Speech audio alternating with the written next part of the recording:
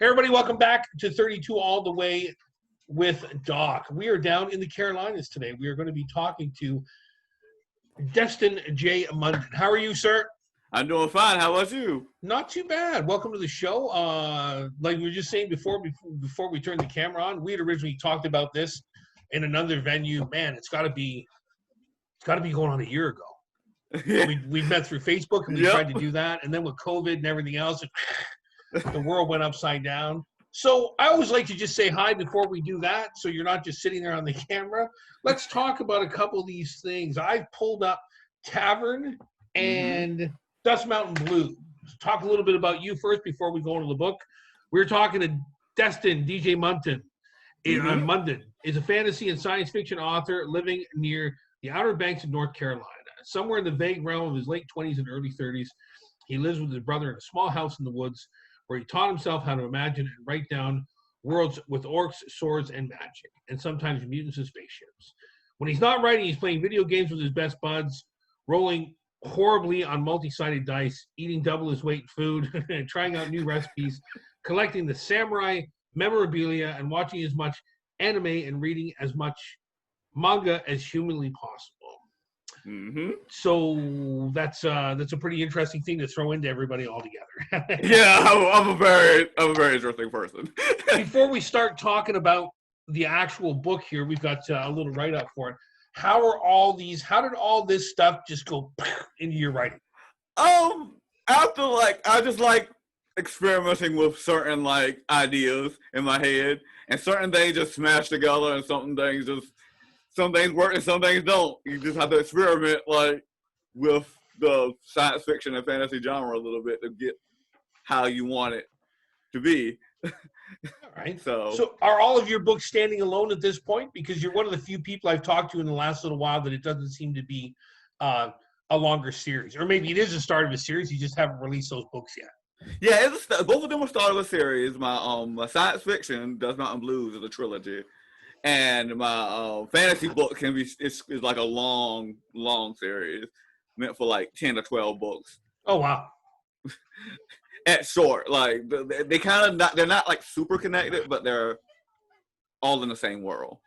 So now, would you advise to read them in a certain order once they're all out, or yes, are you going to have standalone books there? I'm probably gonna. It could be a preferred reading order. Especially with certain ones. Certain ones are more standalone than others. But you can I do want people to be able to skip certain ones that they don't want to that doesn't follow a character they want to follow. Oh, okay. So that's how my fantasy one's gonna work. It's really interesting when you do that. We were talking earlier for a second about Kelly Blanchard. Her series seems to be really popular, and I think she said there's 9 of them. Yeah, she has a lot. It's a pretty big series, and people seem to really enjoy it. But with that, she didn't necessarily say you should start at the beginning, but she thought it would make sense. Whereas, I hate to use this example because it's so cliched now, but everybody always thinks back to Star Wars. You can enjoy any one of those films without going together. Where I've read some trilogies where, even if you start the second book, you're like, huh? You got no idea what's going on. Yeah, I was trying to avoid that. I still feel like you'll probably get more information if you follow my reading order, but you can still read it out of order and you won't be completely lost. Fantastic. Let's start with Tavern. Tavern was the one that I thought was interesting when I was doing my research on you here. Where's my page? Zelnath of the Gnarled Root, a tavern owner, information broker, healer, and guild master of the Black Wind Company, has found a place far better than the forest from which he came in the magical metropolis and city-state of Lilad. Am I saying that properly? Lilad. Yeah, I say Lilad. Oh, okay. I was half right. In the Magician Empire. When a simple act of kindness draws the ire of a troubled assassin, his love-stricken archmage father, and an army of magically constructed golems, Zell must scheme with vipers of the high court, mingle with royalty at the castle, blackmail drug dealers in the slums, and fight assassins and mercenaries in the streets. I'll tell you why I picked this one. not to be putting down any other areas, not to be critical of anybody. It sounds like you took the Carolinas, you took outer space, you took Detroit, and you went pow. Yeah, like you're right. It's a little bit of everything. Like it's kind of like I wanted to make a city that like felt like a city with like a lot of like it's a new city, kind of like trying to find its like. It feels like an old city with it feels like an old. Gee, how can I wrote this down the other day, but I lost my notes. It sounds like an old new city with bullshit inner city problems. Yeah, it is. So what I found really fascinating about this too is when you're talking about the slums and the drug dealers, how are you comparing this in a modern day sense? Because the one big question that seems to run through almost all of my interviews, because most of you guys are science fiction writers or fantasy enthusiasts, everybody wants to cut the world in between utopian and dystopian. Uh-huh. And I find that's kind of a red herring because they all turn out to be dystopian. But the difference is here, the reason why Tavern really struck out at me before the other book was that you seem to be laying the problems here up front.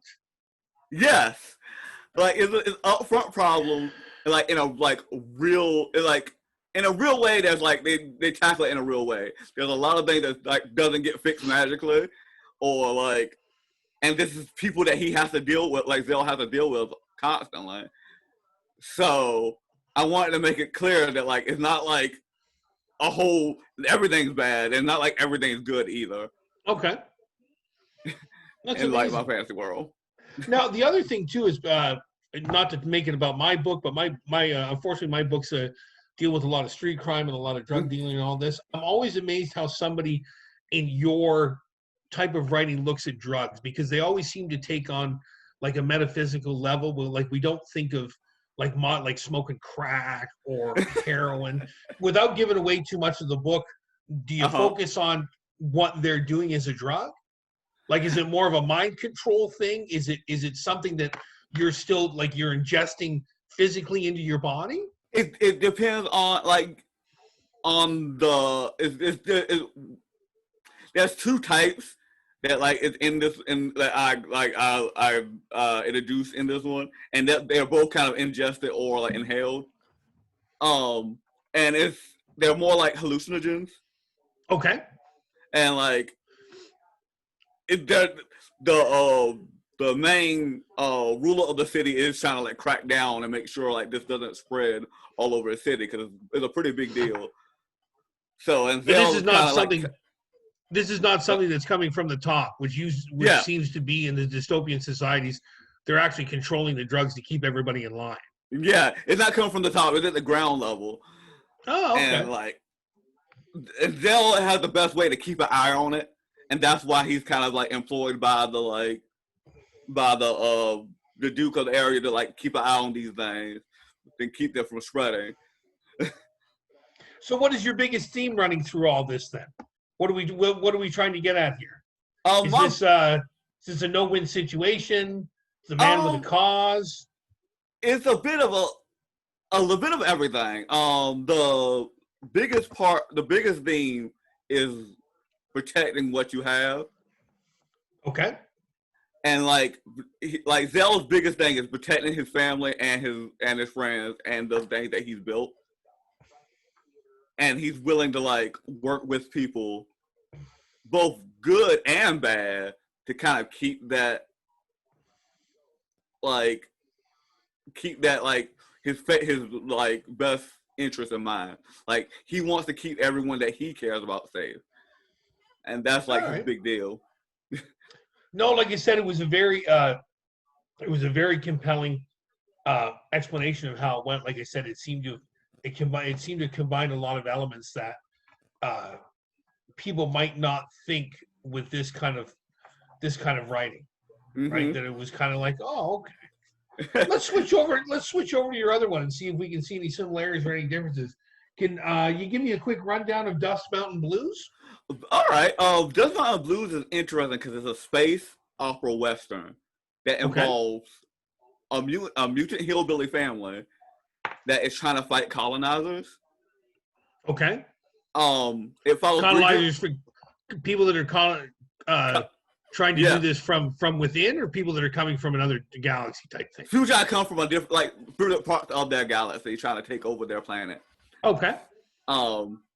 And it follows 3 generations, like the grandpa, the father, and the daughter, as they try to like protect everything that they care for in their planet. We don't hear about hillbillies in space too much. Yeah. You don't. Like, that's the first thing that catches a lot of people out. They're like, whoa. Someone was like, one of my favorite reviews on this is like, someone said that like, if you wanted to take like old classic, like moonshining hillbilly outlaws, but make them mutants, that's how this book feels like. It's like hillbilly mutants, like X-Men, but like have that Western style. That's awesome. It's one thing that I've always found that rang a little false with all these works, and I know it's things that were put in long before people like you and I decide to write books, but whenever you see these dystopian societies and everybody's falling apart, I'm always amazed how proper the language is. And I always thought that if things were falling apart so much, that must have stayed in the vocabulary. Like, I've always, I would always die for a scene to see, Captain Kirk or somebody turn around one of those other guys and say, like, what the fuck is your problem? You know what I mean? Yeah, like, it doesn't exist in that area. Yeah, it's always been weird to me that like especially like in a place where like people are so far off and like there's no change in like dialect or anything, and I'm like, shouldn't like certain areas be more like backwoods like than others? It seems to have ring a little more true, because I've always found that it's interesting that, again, people will, I'm personally not a big science fiction fan, but God forbid the schematics of the spaceship are done wrong, because there'll be 1,000 complaints about it everywhere. But every single guy in the galaxy speaks perfect English. Yeah, like that's fine. Like really? Come on, Like, my goal with Just Mountain Blues though is to make a very accessible science fiction, because like I get kind of annoyed when it's like just a whole bunch of text. Yeah. So that's why I want to make, especially with like the grandpa, where he's like, I don't care about all this tech. I just want to like sell things and keep my family safe. Like, wow. Is this personally an experience of being a man of color in the Carolinas? Yeah, including the hillbillies. I can definitely. I can't talk from that perspective, being a white guy from Canada, but obviously this is something that, unfortunately or fortunately, you've experienced that is made its way into your writing. Yeah. The cool thing about that I wanted to show that, like, even though it's a rural like kind of setting, the family themselves are very diverse, because they come from different, like, not all the families have to share the same parents. So they're a very diverse family in a country-wide setting. And I don't think people kind of realize that happens more frequently in stuff like North Carolina and South Carolina than people realize. Yeah, so. I think again, unfortunately, that whole, as soon as you go a little bit south of Florida from somebody who's, I'm American, but I didn't grow up in the States. As soon as you start to go past Florida, there's a lot of misconceptions and a lot of stereotypical thinking that, well, this doesn't happen, or this happens, or these people are all like this. But we've got into an argument with somebody about the other day. I said, well, look where almost all of our presidents are from. They're from down south. I said there must be a much bigger mixing of ideas than the whole idea that you have to be, East or West Coast to have this thing really work. Because again, Jimmy Carter, Bill Clinton, you go down the list. These were people that were super adept at communicating things. So you can't write off that whole part of the country and say, a bunch of hillbillies. It'll never work, because that's not how it's turned out. Yeah, like it's a lot more diverse and a lot more like nuanced than people believe. I believe like a lot of people get in their head about what the South or the North or whatever is in any country. Honestly, they get in their head of like this stereotype where like there could be much more there than people realize. So I like try to like explore things like that too. That's great. Is there any kind of political bearing then from where our conversations evolved? Is there any kind of political bearing that comes into this other one? I can see how it would with Tavern, how you're describing the systems, but is with the Mountain one, is there any kind of more political bearing that's coming into this one?